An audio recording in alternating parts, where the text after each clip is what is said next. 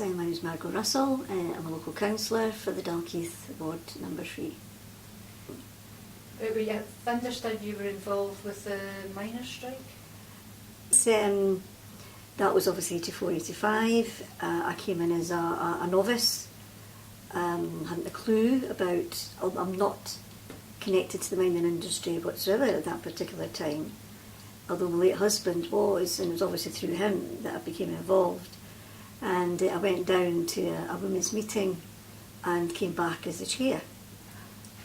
Of course, in that day, nobody else wanted it. And of course, being naive and want to be helpful, I says yes. So, because he was quite pleased when I came back and says I was involved, and to the point I was involved, because it made him feel a bit more relaxed, because at that time it was quite difficult understanding why the guys were out on strike. So that obviously took a whole year out of people's lives, but it also was an education into the social dynamics of Midlothian, but obviously in Dalkeith as a whole. And I found it very interesting, and you did get to meet people that you would never have normally met. And you went around the country speaking on behalf of the mining community.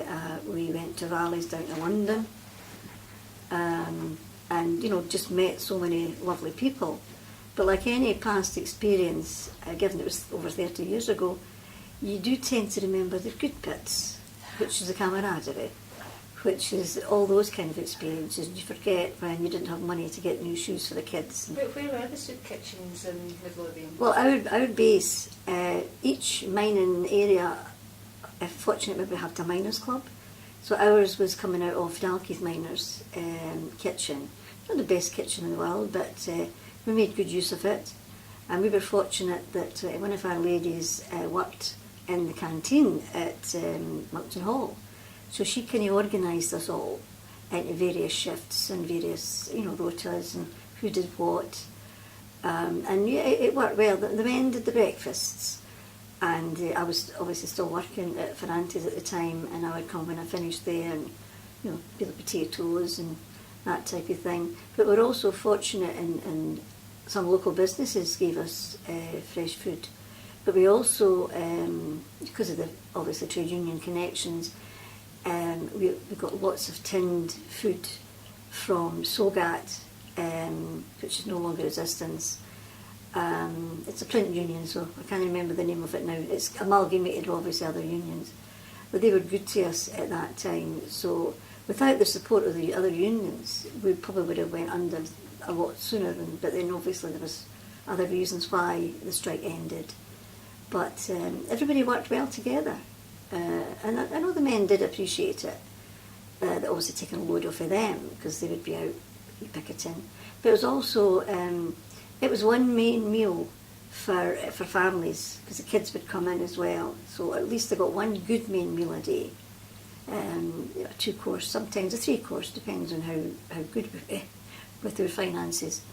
But we did get some grant money as well, and obviously we did our own fundraising. We took a shop in Woodburn, and we sold clothes. Lots of clothes came over to Holland, places like that, and coming into the winter at that time, so good winter coats was well appreciated. So as I say, we did a lot of own fundraising just to keep things ticking over. So it worked well. Yeah. Well, Dalkeith was the main strike centre, where all the meetings were held, etc. But Dander Hall obviously had a soup kitchen. Mayfield had one. I'm sure Gore Bridge and Bonnerig. So I think out with side of Midlothian there was somewhere. Even if the guys like for Rosewell, which probably didn't have one, would maybe go to the nearest one. So there was always something for the men and their families.